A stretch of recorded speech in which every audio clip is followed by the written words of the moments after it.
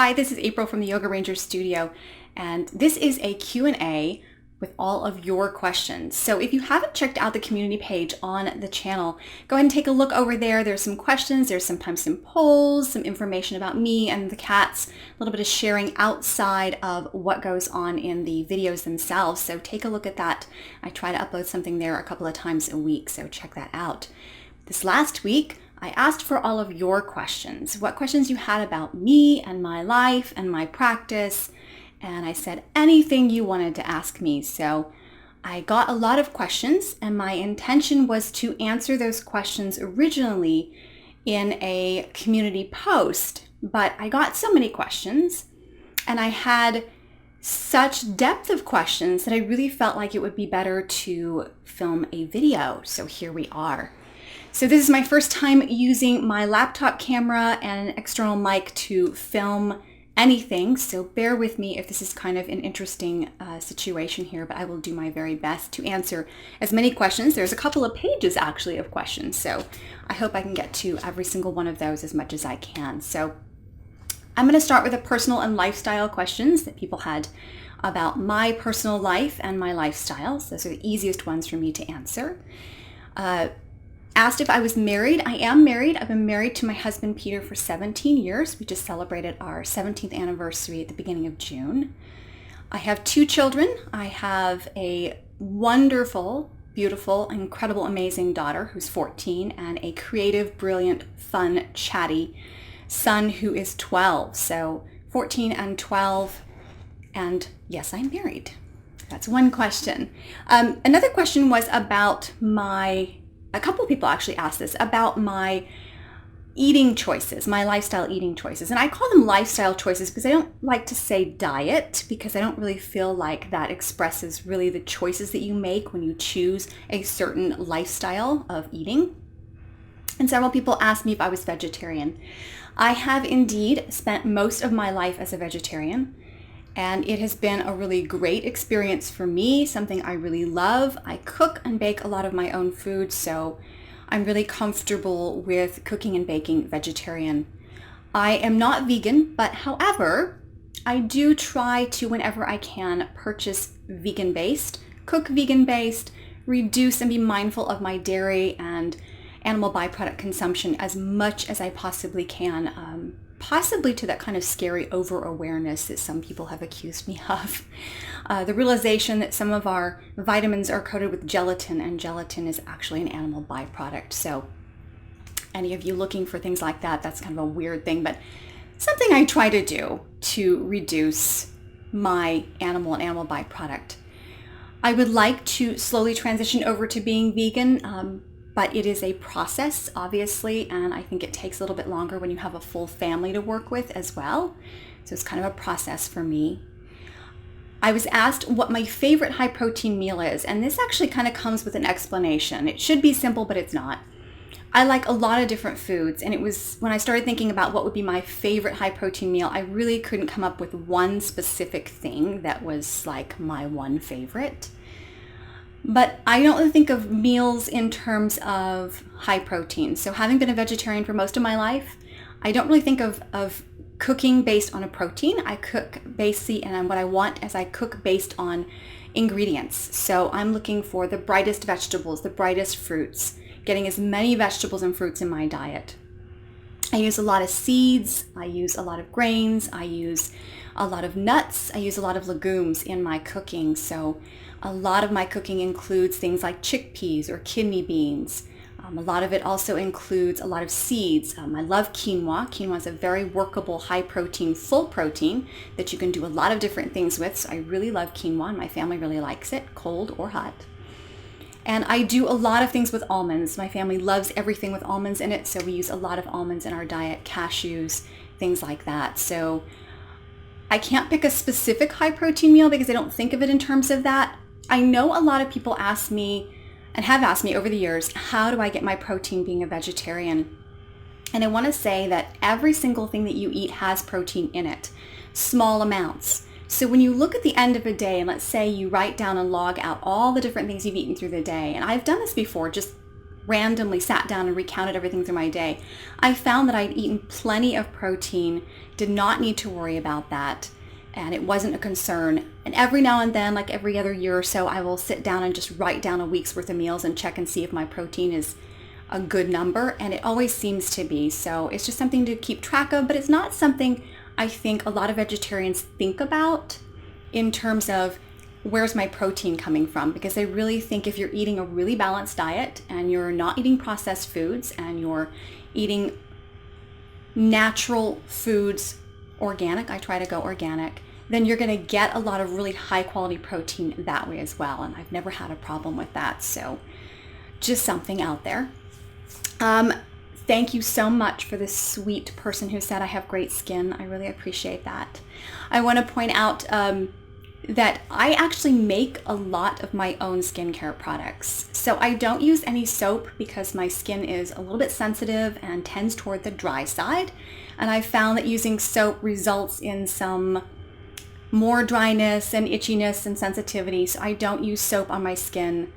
I do, however, remove my makeup with almond oil. So I use almond oil and a cotton bamboo-based wipe off, and then I rinse my face with warm water, and then I apply an elixir that I make. So I make my own oil elixir for nighttime. It has essential oils, frankincense, lavender, tea tree oil, all really great for the skin for healing and making the skin feel better and less sensitive.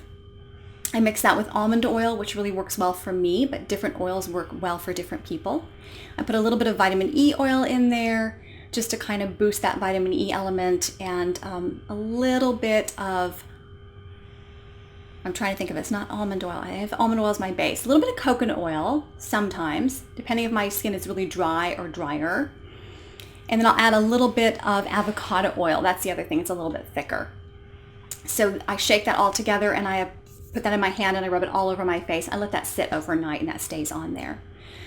In the mornings, I take a shower and I use a scrub. Right now I'm using a scrub by Acure, a great company, but I am looking to make my own. So I've been kind of meddling with different scrubs for my face. I know what they put in theirs, and I think I can make something very similar on my own without having the packaging, which I would like to avoid the packaging on that product. It's not necessarily the product I have issues with, but the packaging. So I use a scrub in the shower, and then I use a coconut oil sugar scrub all over my body that I make on my own, and I use some of that on my face as well. So a little bit of coconut oil. Coconut oil has great antioxidants, is really good for your skin. And then when I get out of the shower, and if my skin is feeling dry through the day, I spray an organic rose water with a little bit of frankincense, a couple of drops of frankincense, and a drop or two of vitamin E oil, and a little bit of almond oil or a heavier oil like avocado oil, something that's a little bit heavier, and shake that up really well. You can put glycerin in there, like vegetable glycerin. Shake it up and spray it on your face all the way around. It really helps seal the moisture in. And these are all made at home. I really prefer to use something I make myself, not just with food, but with what I use on my body as well. So thank you so much for saying my skin looks great. I really appreciate that. I just turned 48. For those of you who don't know, no one asked that question. Thank you. But I just turned 48 in May, and I'm really proud of being able to use some really natural products that I make at home. So that was the answer to that question. I had a lot of questions about my personal yoga and meditation practice, and let me kind of give an overview of like a typical week for me. I practice yoga 5 to 6 days a week on my own. Oftentimes I just do my own practice. I will sometimes follow someone else's, and I'll give you some of those names of the people that I tend to do yoga with. But I practice vinyasa flow 2 to 3 times a week, about 30 to 60 minutes each time. It kind of depends on what my time frame is, how I'm feeling the day. I don't set it out to say Monday is vinyasa day, Tuesday is, I don't do that. I just kind of get on the mat and see where it goes, because that just is natural for me. I practice yin yoga 2 to 3 times a week as well, sometimes more, but often closer to just 2 to 3 times a week. Those are usually 30 to 90 minutes. They tend to be a little longer because I find myself settling into it and really enjoying it, and I just kind of keep going. I do try to practice restorative yoga once a week, every single week. Restorative is such a great healing practice. I find that I will step on the mat and try to do restorative for 15 minutes, and I find I will be there, and 60 minutes later I stumble out feeling way better. But I like to spend at least 15 minutes, but it always ends up being way longer than that. So, one pose for 15 minutes is a blissful situation in restorative. So Vinyasa flow 2 to 3 times a week, yin 2 to 3 times a week, restorative at least once a week. Those are kind of variable on what day and how much time I spend, but the one thing that is non-negotiable in my practice would be meditation. Meditation for me has been about almost 5 years now, a consistent daily meditation practice, and I think it is the most important aspect of my yoga experience, really. Meditation every morning when I first get up is about 20 minutes. I have done led meditations, but I prefer now, presently over the last couple of months, to do an unguided meditation just with myself and let things just kind of come up as they come up and allow myself the experience, which I really think is kind of a different, fun experience for me. It's become very, very helpful in balancing and bringing harmony and allowing me to explore at my own pace whatever's going on in my life. I also do a second meditation at the end of the day right before I go to sleep. That is often a yoga nidra. I love yoga nidra. It's so soothing, calming, balancing. It's the perfect preamble to going to sleep really well. So I like to start my day with meditation. I like to end my day with meditation. The start of the day helps me get off to a really focused, clear, kind, compassionate day. The end of the day helps me recap, unwind, and let things go, preparing for a brand new day when I wake up the next day. So every single day, 20 minutes in the morning and at least 30 minutes at night, usually a little bit longer sometimes. I'll just lay in bed and do yoga nidra. It's a great experience. Other styles of yoga that I practice, I have practiced a large variety of different styles. I've done Ashtanga, which I tend to go back to in the winter time. I'm not sure why, but usually for like 2 or 3 months in the winter, I practice Ashtanga because I love the discipline and the consistency of the practice and the breath and the hold times. It's really soothing for me when I tend to be a little bit jittery in the winter, kind of stir crazy. I do love Vinyasa flow, and that's where I actually started my practice experience, was in Vinyasa flow. I love restorative, yin, hatha yoga with a little bit longer holds and more focus on the breath. I have practiced a little bit of Kundalini, but not on my own. I really prefer to have something that I'm not super familiar with be guided by someone else. So I often turn to someone like Kia Miller, who's a great Kundalini teacher, if I'm looking for a Kundalini practice. Other than that, I've dabbled in some other ones, but not really extensively. Those would be the main ones I've done yoga with. Teachers that I have used and use now, teachers that I really rely on, that I relate to. For meditation, I started with Rod Stryker. I still love his meditations. He's my Yoga Nidra teacher trainer. Try that again. Say that real fast, right? Yoga Nidra teacher trainer. And I absolutely love his style, and he's actually really the one that got me into Yoga Nidra and all of it, that experience. I really appreciate that, and I use him quite often. I also love to do meditation right now, who's kind of my guru at the time, is David Harshada Wagner. I love his down-to-earth, really householder, meditator, yogi, clear and concise kind of personality. I love that really relatable part of him, and I love his practices. They help everything that's going on in your life and in your day, and I love that experience of someone really down to earth. And I've been working with him for about 2 years now. Love everything that he does. My favorite meditation teacher.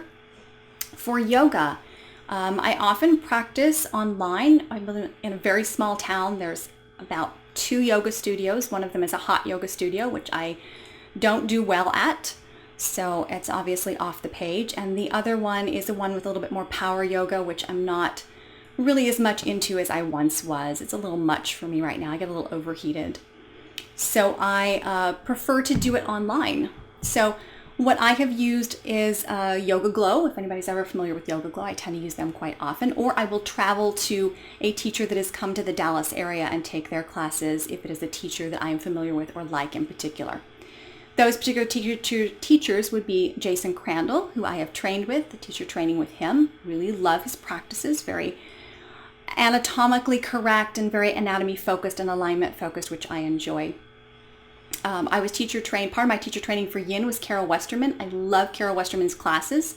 They are beautifully sequenced, very soothing. She has a great voice and a great demeanor and a lot of knowledge, and I love taking classes from her as often as I can, whenever I can.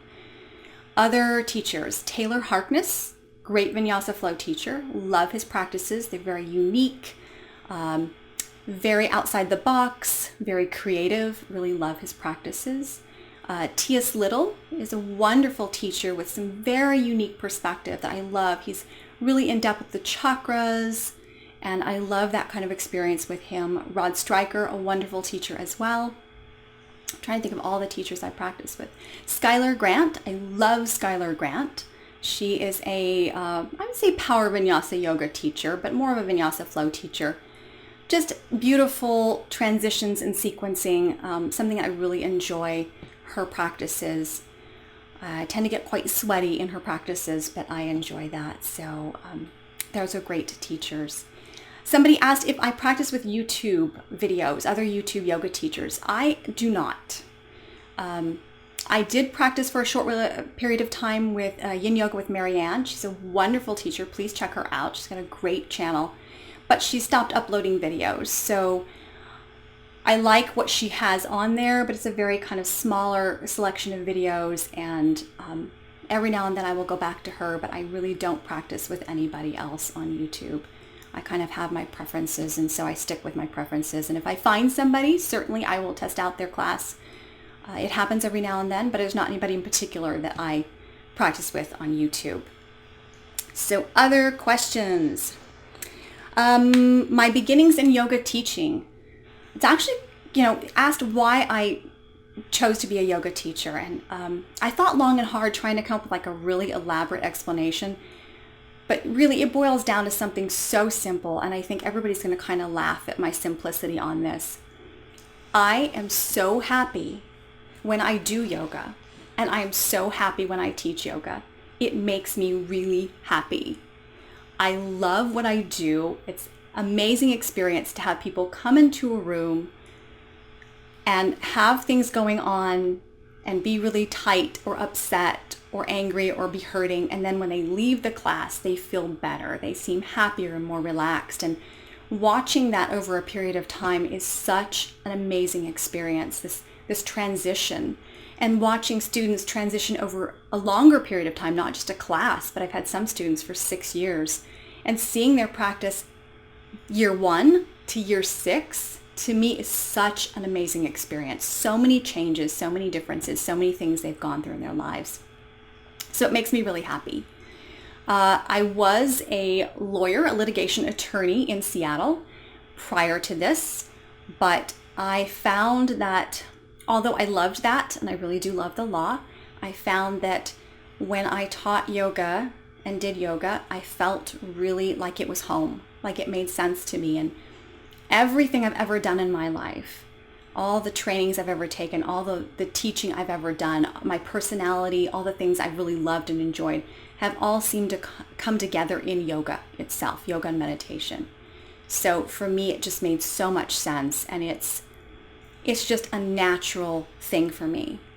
Now I want to point out that the poses are not natural for me because I am not a flexible person and never have been. I have no dance or gymnastics background. I was very stiff and stuck and could not hold poses when I began. It has been a long road, but I found such quiet and peacefulness in the practice. So for the person who asked, how do I stay so still in my poses? It is from a lot of practice. I have been doing yoga for 12 and a half years, a little bit longer before that, but really talking about consistent yoga practice, more consistent yoga practice, we've been 12 and a half years. I have been doing and teaching Yin Yoga for 7. I found Yin Yoga when I was taking Vinyasa Flow during a workshop at the studio I was at, and immediately fell in love with it. Very hard to find a teacher at the time because Yin Yoga was not popular.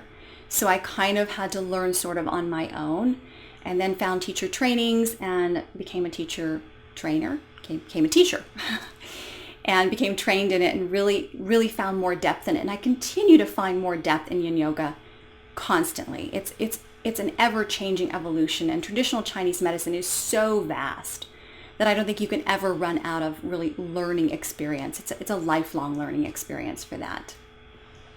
Other questions. Teaching so many of these sort of yin restorative meditation, I was asked whether it's something I've needed and that's how I ended up teaching it and that's how it works for me. Absolutely. I've always been a very type A, very nervous, very super over-energized, overstimulated person. So for me, finding yin and restorative and meditation, more slower, soothing practices was everything I needed, and then some. Stress was really hard for me to manage, and with these practices, I found that I become really still naturally, and I just want to stay still because the world swirls around me in this never-ending eddying flow, and I just need a still point, and that's what my practice has really become. So I love being able to offer that to other people because I know this is what the world we live in. So I know that this is kind of how our lives are and how they'll unfold in that way. So I love being able to offer the same thing to other people. Couple of other questions. Let's see. Look at my vast list here, right? Is this a main job or a side job on YouTube? That's actually kind of, it's in between both of those. It's not a side job, but it's not my main job either. I have actually originally started with a local studio. I own a small local studio that teaches yoga classes as well as personal private sessions and group private sessions. That's what I teach at the local studio. The Yoga Ranger Studio is an actual physical studio in Fate, Texas. And that is where this all began. And then it kind of came into YouTube, and YouTube has kind of flowed into a member site. So now I run a trifecta of yoga, a trifecta of yoga. So I have the local studio, I have YouTube, and I have a membership channel. And so those are the three things that I do mainly. I also do dog sitting, but I don't really consider that a job because dog sitting is just really fun. Who doesn't love dog sitting, right? Pet sitting is amazing. Even though I have 7 animals, I still love other people's animals. So this isn't a side job and this isn't a main job. It's kind of a mixture of all of the above. Is this where I make most of my money or all of my money? If you are on YouTube, you know the answer to that question is no. YouTube does not pay very well, and that's okay. I know there are a lot of people out there that would not have access to yoga without YouTube, and I think YouTube is an amazing product that allows people access to so many things. I use YouTube all the time for a million different things. If I have a question, it's ask Google and then go to YouTube. So I think that YouTube provides people with something that is indispensable and really wonderful. So I truly think it's a great thing, but it is definitely, unless you have millions of subscribers and a lot of product to sell, I think it's difficult for you to make money on YouTube. I'm just going to admit that up here. So making money to me is not the highest priority in the world. It would be nice, but I'm okay. I do okay. So it's actually the mixture of all three, the local studio, the membership site, and YouTube, that contribute to my income as a whole and my side jobs that I do. So that's kind of my income at this point in time. So other questions. Favorite book of Yin. Now I had to think about this, but I have to admit this. I'm going to show you this book. This is Brightening Your Inner Skies, Yin and Yoga by Norman Blair. And I'm going to explain why I love this book. This book is about his personal experience and his research on yin, like a yin lifestyle. Yes, it has the poses in it. Yes, it has sequences in it. Yes, it has suggestions and lots of great pictures. But it is a beautifully rich book full of really beautiful things. You don't sit down and read through it from cover to cover. You take little snack bites of it, and it's just such a fulfilling book to read. So Norman Blair, Brightening Your Inner Skies, Yin and Yoga, really great book to take a look at. He has some beautiful insights into a yin living, like living yin, and that kind of lifestyle. So really beautiful, kind of poetic kind of book. I like that kind of poetic kind of book thing. Okay, let's see. Channel direction. Channel direction. Where do I see the channel going over the future as it grows? My goal has always been to keep it going at the same way, not really dramatically changing it, because this is what people really seem to like and love. And I really believe that what I'm putting out there is good quality, and I value it, and it's from my heart. And so for me, I don't see it changing. Just continuing to put out good yoga classes, and that's really what I want to continue doing, and just being as connected as I can. I really want to interact with the community as much as I can. If you have commented, you notice that I respond to all comments on the channel myself every single day, and to me that's super important. I don't know if that will be an option for me when I have a ton of subscribers, but I think it's something I really like to do. I really like to talk to people. So I think that really makes it much more personal. I'm all about personal. I know we're on YouTube, and I know we're not in the same room, but I still want there to be a connection. I think it's really important to have that connection. So I see it going kind of the same way. I don't see like any dramatic, huge, vast changes to the channel itself. I like what I'm putting out. I would like to put out a little bit more meditation, because I really think meditation is super important. It's changed my life. I cannot say how much so. It's just dramatically changed my life. And I've seen it change people's lives. So I think meditation is super important. So I would like to add more of that, a little bit more restorative. Yin, mindful flow, same thing we've been getting is kind of where I want to keep going. I want to keep the same thing happening here, and hopefully lots of suggestions from you guys. A lot of the videos coming up and over the last couple of months have been from subscribers or comments, people asking for a specific video or regarding something in particular, and so I really like responding to requests as well. So that's super important to me. How is it being vulnerable on YouTube? How is that? I've got to say a shout out to all the YouTubers who put themselves out there into the public and make themselves vulnerable and open. You can have such profound support and a caring community, and you can have some really unkind things that happen as well. So putting yourself out there on YouTube for everybody to see has got to be one of the bravest things. And I have to say, for all YouTubers that have done it, I just admire you. I really do. I am an introvert, and I have what I'd call social presentation anxiety.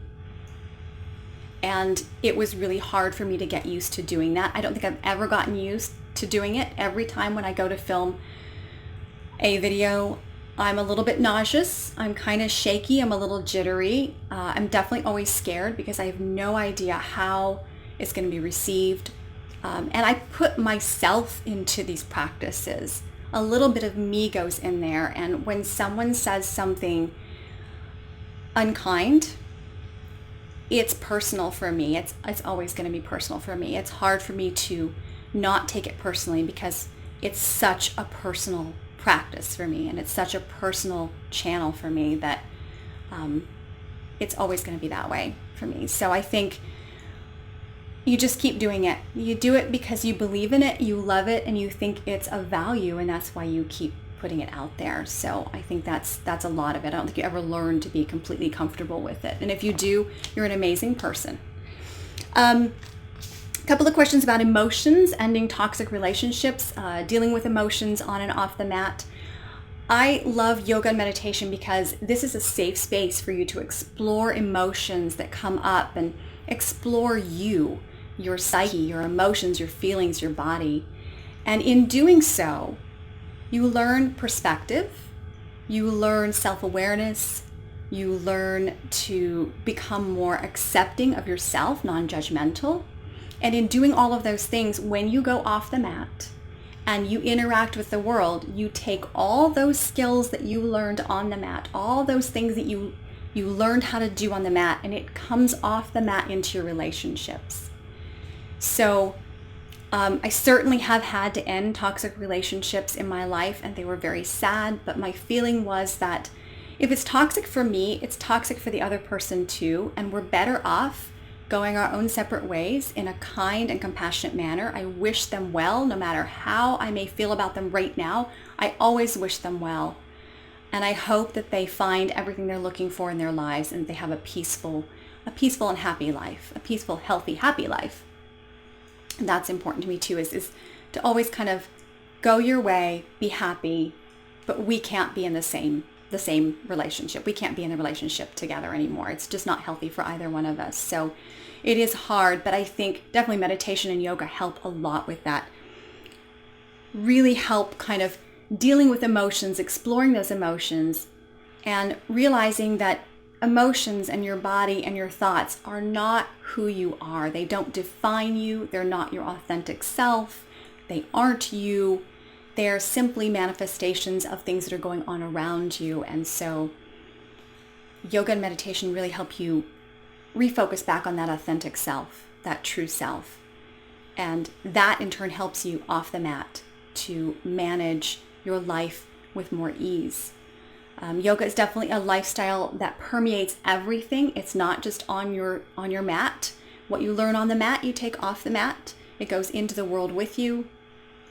And it's just part of it. I think when I started, I didn't think that was the case. I thought it was just an asana practice, but it is not. It is so much more, and it has changed my entire life. So for me, it's not yoga, it's a yoga lifestyle. It's the whole package of everything. So there's my doorbell. It's called the dog.